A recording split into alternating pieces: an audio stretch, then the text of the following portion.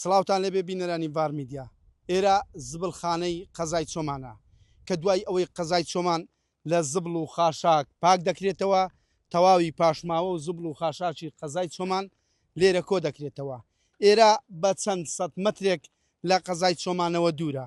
ئەمە لە کاتێکدایە قەزای چۆمان باڵەکایەتی بە شێوەیەکی گشتی ناوچەیەکی گەشتیاریە و گەشتیار و هاوڵاتی کاتێک سەردانی هەر شارێک دەکەن ئەبێت بە دیمەنی جوان و سروشتی جوان گەشتیاران و هاوڵاتیان پێشوازیان لێ بکرێت، بەڵام لێرەی باڵەکایەتی جیاوازە.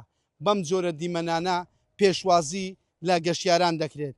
لەگەڵ ئەوەشدا هاوڵاتیان و بەتایبەتی ژینگە دۆستان چەندین جار دەنگی ناڕازیان گەیاندۆتە لایەنە پەیوەنددارەکان بۆ ئەوەی کارگەیەکی ڕیسایکلین لە باڵەکایەتی دروست بکرێت و یاخود لە سنووری ئیدارەی سەربەخۆی سۆران دروست بکرێت، بەڵام تا ئێستا دروست نەکراوە. لەگەڵ ئەوەی لە هەڵبژاردننی ڕابردوو سەرۆکی حکوومەتی هەرێمی کوردستان بەردی بناغی کارگەی ڕیسایکلینی لە قەزای سۆراندانە، بەڵام تا ئێستا جگە لە دانانی بەردی بناغا هیچ بەرەو پێشچوونێک نەچوە بۆ دامەزراندنی کارگەی ڕیسایکلین لە سنووری ئیدارەی سەربەخۆی سۆران.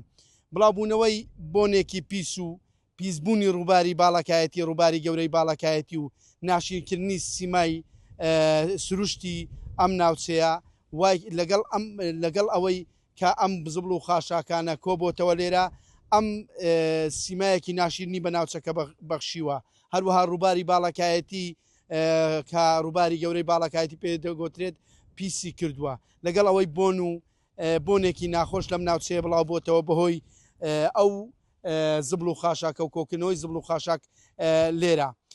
دەمەوێت ئاماژە بەوە بدەم چەندین جار ڕێکخراوەکانی ژینگە دۆست هاوڵاتیان گلەی و ناڕەزاییان گەیاندۆتە لایەنە پەیوەنددارەکان، بەڵام ئەم کێشەیە تا دامەزراندن و دروستکردنی کارگەیەکی ڕیسایکلین لەم ناوچەیە نێتە پێشەوە یاخود دروست نەکرێت، هیچ چارەسەرێکی تر نییە. لەگەڵ ئەوەی لایەنە پەیوەنددارەکانیش ئێمە قسەمان لەگەڵ کردووە و ئەوان دەڵێن ئێمە بە ناچاری ئەم شوێنەمان هەڵبژاردووە چونکە هیچ ناوچەیەکی نییە و هیچ کارگەیەکی ڕیسایکلین نییە، بۆیە بە ناچاری ئەم شوێنیان هەڵبژاردووە و بەڵام ئەوەی جێی سەرنجە لایەنە پەیوەنددارەکان یاخود شارەوانی و قایم خامیەت هەڵنەستاون بە ئەرکی خۆیان کە ئەم زبڵ و خاشاکەی لێرە کۆ دەکرێتەوە و ژێرخاچی کەن بۆ ئەوەی هیچی تر سیمای ناوچەکە و سیمای باڵەکایەتی کە ناوچەیەکی گەشتیاریە ئەوها ناشرین نەبێت.